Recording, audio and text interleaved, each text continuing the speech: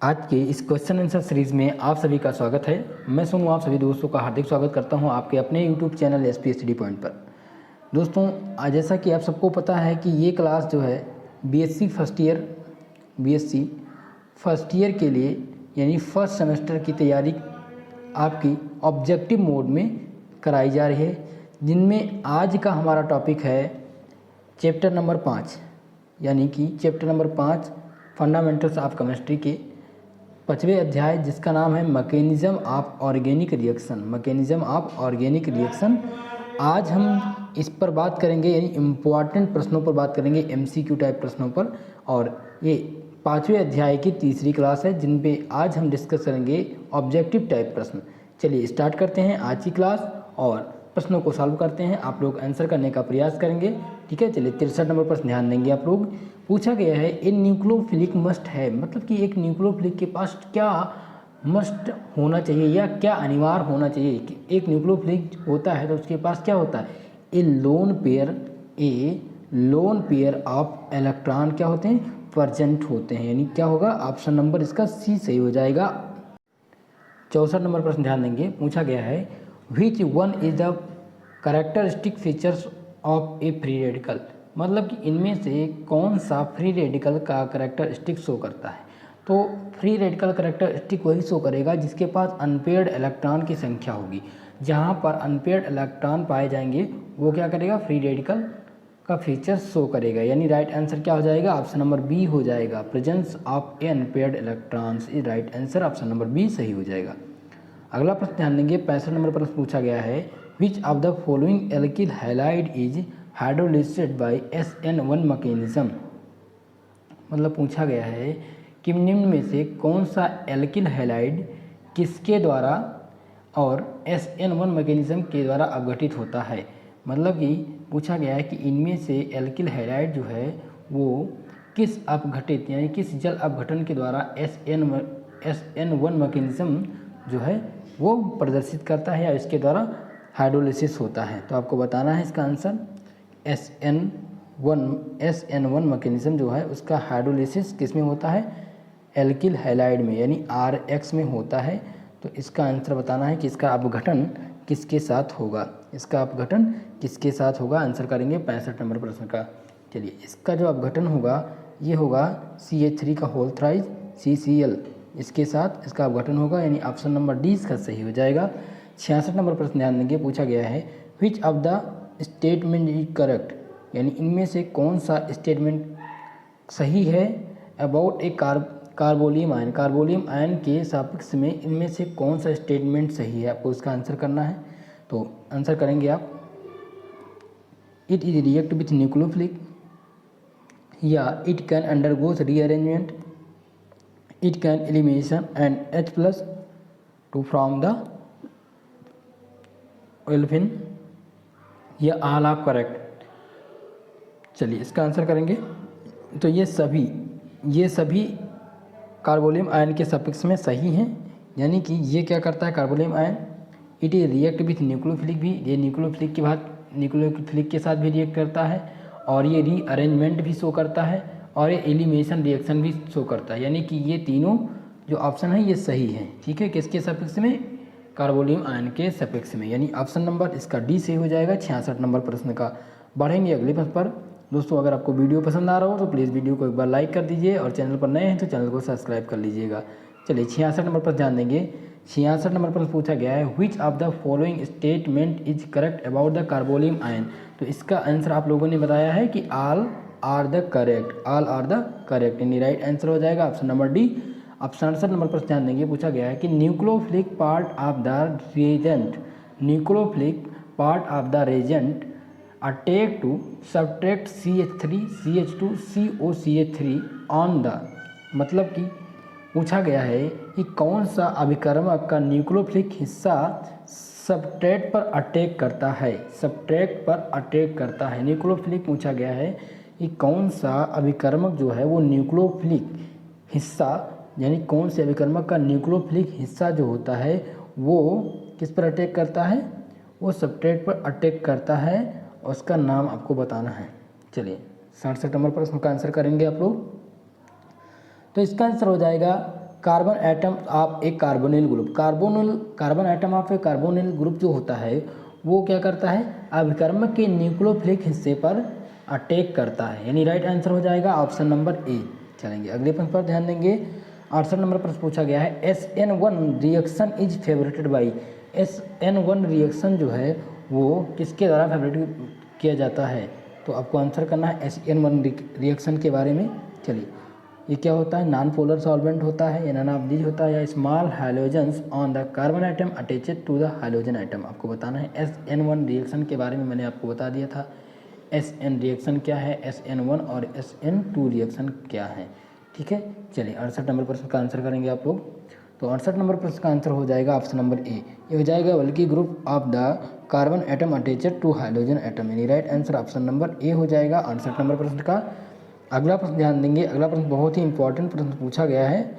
और क्या पूछा गया है, पूछा गया है कि in the reaction of phenol with, देखिए क्या किया गया है कि in the reaction of phenol, यानी फिनॉल का CHCl3 के साथ जब रिएक्शन कराया जाता है NaOH की उपस्थिति में 70 डिग्री सेंटीग्रेड ताप पर, तो इलेक्ट्रोफिलिक जो होता है वो इलेक्ट्रोफिलिक रिंग जो होता है वो कहाँ पर अटैक करेगा, यानी किस पर अटैक करेगा, ठीक है। तो इसका आंसर आप लोग करेंगे। चलिए आप फिनॉल का, यानी कि फिनॉल का फार्मूला क्या होता है, C6H5OH प्लस किसके साथ, CHCl3 मतलब क्लोरोफॉर्म के साथ। जब फिनॉल को क्लोरोफॉर्म के साथ एक्वस यानी कि NaOH के साथ 70 डिग्री सेंटीग्रेड ताप पर गर्म किया जाता है, तब जो इलेक्ट्रोफिलिक अट्रैक्शन है, यानी अट्रैक्टिंग जो रिंग है वो किस पर अटैक करेगी, अटैकिंग बताना किस पर अटैक करेगी, तो वो जो रिंग है यानी कि CHCl3, तो आप बेंजीन देखिए आप ऐसे बनाएंगे बेंजीन, तो ये कहाँ पर किस पोजीशन पर आपको अटैक करना है, आपको बताना है कि कहाँ पर वो रिंग जो है वो शो करेगी, ठीक है। तो आपको बताइए जल्दी से इसका आंसर बताएंगे क्या हो जाएगा 69 नंबर प्रश्न का आंसर। तो इसका आंसर हो जाएगा ऑप्शन नंबर सी, यानी CCl2 जो है वो क्या करेगा, अटैक करेगा कहाँ पर, रिंग पर, ठीक है। यानी राइट आंसर हो जाएगा ऑप्शन नंबर सी। अगला प्रश्न 70 नंबर प्रश्न पूछा गया है CH3CH2Cl undergoes homolytic fusion produce, मतलब कि होमोलिटिक फ्यूजन प्रोड्यूस जो है CHCl मतलब कि एथिल क्लोराइड जो है वो अंडरगोस क्या करता है, होमोलिटिक फ्यूजन करता है। वो क्या प्रोड्यूस करेगा, प्रोड्यूस होमोलिटिक फ्यूजन बताना है कि होमोलिटिक फ्यूजन इसमें क्या प्रोड्यूस करेगा, ठीक है। तो ये रिजोनेंट स्ट्रक्चर यानी रिजोनेंट अटैकिंग स्ट्रक्चर के बारे में बताया गया है, तो इसमें आपको बताना है। चलिए 70 नंबर पर इसका आंसर करेंगे आप लोग। इसका आंसर जो हो जाएगा, आंसर हो जाएगा इसका बी, इसका क्या हो जाएगा, ऑप्शन नंबर बी हो जाएगा। देखिए CH3 CH2 के पास प्लस चार्ज, जबकि इसके बाद बैलेंसी अगर हम लिखें CH3 single bond CH2 plus charge single bond Cl, तो इसके पास क्या है, इसके पास अधिकता है, इसके पास अधिकता है और इसके पास कमी है। तब क्या करेंगे, हम क्या करेंगे, ये जो सिग्मा बॉन्ड पाया जाता है, ये देखिए एक सिग्मा और एक पाई बॉन्ड, तब इसका क्या करेंगे, अट्रैक्टिंग करेंगे, ठीक है। तो ये यहाँ पर ऐड हो जाएगा और यहाँ पर क्या हो जाएगा, यहाँ पर माइनस चार्ज आएगा, सिंगल बॉन्ड हो जाएगा, ठीक है। तो इस प्रकार से इसका आंसर क्या हो जाएगा, इसका आंसर बी हो जाएगा, ऑप्शन नंबर बी इसका सही हो जाएगा। चलिए 71 नंबर पर पूछा गया है कि the descending order of reactivity towards the electrophilic substitution reaction of the following compound. आपको बताना है कि घटते क्रम में रिएक्टिविटी के आधार पर इलेक्ट्रोफिलिक सब्स्टिट्यूशन रिएक्शन का जो होता है वो रिएक्टिविटी के आधार पर डिक्रीजिंग ऑर्डर क्या होगा, घटता क्रम क्या होगा। 71 नंबर पर इसका आंसर बताना है। तो इसका जो घटता क्रम हो जाएगा वो सबसे पहले क्या आएगा, सबसे पहले आएगा 4 नंबर जो दिया गया है, ये क्या है CH3, फिर इसके बाद में नंबर 1 आएगा, यानी कि क्या आएगा, बेंजीन आएगा, क्या आएगा, बेंजीन रिंग आएगा, फिर क्लोरीन, फिर ये O2, यानी कि ऑप्शन नंबर सी इसका सही हो जाएगा। इसका क्रम आप लोग याद रखिएगा, ये सारी चीज़ें पूछी जाती रहती हैं, यानी इसका ऑप्शन नंबर सी सही हो जाएगा मित्र।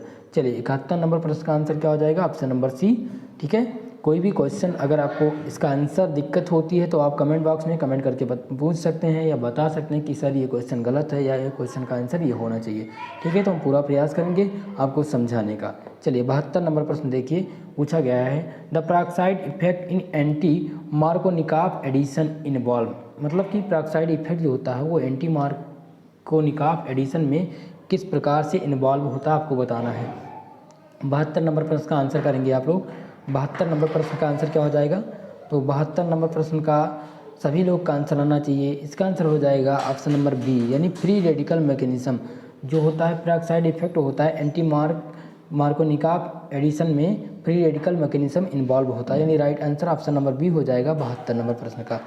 अगला प्रश्न ध्यान देंगे, 73 नंबर प्रश्न पूछा गया है कि एन पेंटेन व्हेन हीटेड, जो एन पेंटेन को जब हम गर्म करेंगे किसके साथ, AlCl3 के साथ जब गर्म करेंगे और किसकी उपस्थिति में 300 डिग्री ताप पर हम क्या करेंगे, गर्म करेंगे, तो हमें क्या मिलेगा, आइसोपेंटेन और नियोपेंटेन शो करेगा। तो ये क्या दिखाएगा, ये क्या दिखाएगा, ये रीअरेंजमेंट रिएक्शन दिखाएगा कि एलिमिनेशन रिएक्शन की, एडिशन रिएक्शन की, सब्ट्रैक्शन रिएक्शन। 73 नंबर प्रश्न का आंसर करेंगे आप लोग।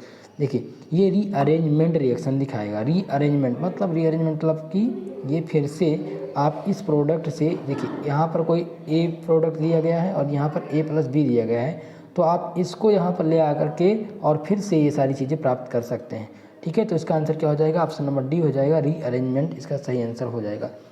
चलिए बढ़ेंगे अगले प्रश्न पर। अगला प्रश्न पूछा गया, dehydration of alcohol is an example. Alcohol का डिहाइड्रेशन जो है उस किसका एग्जाम्पल है। 74 नंबर प्रश्न का आंसर करेंगे। ये प्रश्न मैं करा चुका हूँ। Dehydration of alcohol is an example of, 74 number प्रश्न। चलिए इसका आंसर हो जाएगा ऑप्शन नंबर सी, यानी इलिमिनेशन रिएक्शन। एल्कोहल का जब भी डिहाइड्रेशन होगा तो वो इलिमिनेशन रिएक्शन शो करेगा। क्या शो करेगा, इलिमिनेशन रिएक्शन, यानी right answer option number C हो जाएगा। ठीक है, चलिए अगले प्रश्न पर ध्यान देंगे। 75 नंबर प्रश्न पूछा गया है कि which of the following exhibit electromagnetic effect, इनमें से कौन सा इलेक्ट्रोमैग्नेटिक इफेक्ट शो करता है। तो एल्डिहाइड या एल्किल हैलाइड या एल्किल एमीन या एल्केन्स। 75 नंबर प्रश्न का आंसर करेंगे। इस टाइप के प्रश्न मैं अगली वीडियो में, अगली क्लास में करवा चुका हूँ, इसलिए आप लोग इसका आंसर करने का प्रयास करेंगे। 75 नंबर प्रश्न का इसका आंसर हो जाएगा ऑप्शन नंबर बी, एल्डिहाइड जो होता है, एल्डिहाइड जो होता है वो इलेक्ट्रोमैग्नेटिक इफेक्ट शो करता है। राइट आंसर हो जाएगा ऑप्शन नंबर डी। 76 नंबर प्रश्न ध्यान देंगे। 76 नंबर प्रश्न पूछा गया, which of the following can not exhibit electromagnetic effect, इनमें से कौन सा इलेक्ट्रोमैग्नेटिक इफेक्ट जो है वो शो नहीं करता, यानी इफेक्ट जो है वो कंटेन नहीं करता है। ठीक है, आपको बताना है 76 नंबर प्रश्न का आंसर। तो ये जो ईथर्स होता है, जो एक्स्टर होता है, सॉरी एस्टर जो होता है, ईथर तो कंटेन करता है, एस्टर जो होता है वो क्या करता है, इलेक्ट्रोमैग्नेटिक इफेक्ट कंटेन नहीं करता है, यानी राइट आंसर हो जाएगा 76 नंबर का, ऑप्शन नंबर डी हो जाएगा इसका सही आंसर। चलिए 77 नंबर पर ध्यान देंगे। पूछा गया है, methyl chloride react with solution of NaOH by mechanism. देखिए जो मेथिल क्लोराइड है वो जब रिएक्ट करता है किसके साथ, NaOH के साथ, तो जो उसका मैकेनिज्म होता है वो कौन सा रिएक्शन शो करता है, SN1 या SN2, जल्दी से बताएंगे 77 नंबर प्रश्न का आंसर। चलिए इसका आंसर हो जाएगा ऑप्शन नंबर बी, इसका आंसर हो जाएगा ऑप्शन नंबर बी, यानी कि जब भी मेथिल क्लोराइड है, यानी कि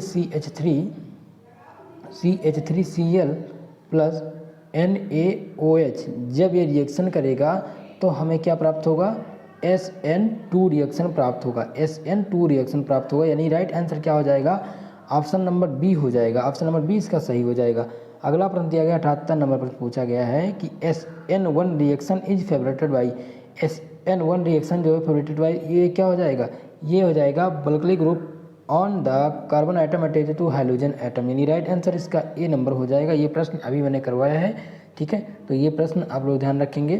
थोड़ा सा 2-3 प्रश्न हैं जो रिपीटेड प्रश्न हैं, तो इसलिए आप लोग उसका आंसर करने का। अगला प्रश्न है 80 नंबर प्रश्न देखिए। पूछा गया Reimer Tiemann reaction of phenol with chloroform and aqueous alkali takes place the intermediate formation. जब भी रीमर टीमान रिएक्शन के बारे में पूछा जाए और जैसे नेमिंग रिएक्शन जब पूछा जाए और दिया हो कि फिनॉल और क्लोरोफॉर्म का रिएक्शन, जहाँ भी फिनॉल और क्लोरोफॉर्म का रिएक्शन दिया गया हो तो आप तुरंत समझ लेंगे ये क्या है, रीमर टीमान रिएक्शन है। ठीक है, तो इसको ध्यान रखेंगे। चलिए 80 नंबर प्रश्न का आंसर करने का प्रयास करेंगे आप लोग। इसका आंसर हो जाएगा ऑप्शन नंबर डी, यानी कार्बेन्स हो जाएगा इसका आंसर। ठीक है, तो आपका ऑप्शन नंबर डी सही है। ठीक है दोस्तों, चलिए हमारा आज का सेशन यहीं पर समाप्त होता है और जल्द ही जल्द आपकी थ्योरी की क्लास स्टार्ट होने वाली है। और आप लोग से बस एक ही निवेदन है, आप लोग बस प्लीज़ हमारे चैनल पर थोड़ा सा कोऑपरेट करने का प्रयास करिए और चैनल को ज़्यादा से ज़्यादा सब्सक्राइब करिए, ताकि हम आप सबके लिए बीएससी फर्स्ट ईयर की इम्पॉर्टेंट क्लास जो आप सबके लिए बहुत ही इंपॉर्टेंट है और न्यू सिलेबस के आधार पर आपकी क्लास स्टार्ट की जा सके ताकि आपके एग्ज़ाम में आपको काफ़ी कारगर प्राप्त हो सके। ठीक है मित्रों, तो हमारी ये पहल आप लोगों के लिए काफ़ी कारगर साबित होगी। दूसरी बात, MCQ सीरीज़ आपको क्वेश्चन आंसर का सीरीज़ आपको डेली प्राप्त होता रहेगा। उसके साथ ही साथ थ्योरी की क्लास भी चलाई जाएगी ताकि आप लोगों के लिए जो थ्योरी आप पढ़ लेंगे तो आपके लिए MCQ करना बहुत ही आसान हो जाएगा और काफ़ी चीज़ें हैं जो समझ के आप लोग उसको करते रहें। लेकिन उसके साथ साथ जब तक थ्योरी की क्लास आपकी नहीं होती है तो MCQ प्रश्न को आप बराबर करते रहिए। आप बुक्स ले लीजिए, अगर मार्केट में आपके बुक्स प्रोवाइड हो गई हो तो बुक्स ले लीजिएगा और लीजिएगा प्रगति प्रकाशन की लीजिएगा। ठीक है, बुक जो आपको लेना है वो लेना है प्रगति प्रकाशन की। उसमें जो लैंग्वेज है इंग्लिश लैंग्वेज वो थोड़ा सा आसान भाषा में है ताकि आप लोग समझ सकें और अच्छे से आप लोग कर सकें। ठीक है मित्रों, तो आज की हमारी क्लास यहीं पर समाप्त होती है। मिलते हैं किसी अगले वीडियो में, तब तक के लिए जय हिंद। वीडियो को लाइक करिएगा, सब्सक्राइब करिएगा चैनल को और ज़्यादा से ज़्यादा मित्रों तक शेयर करिएगा।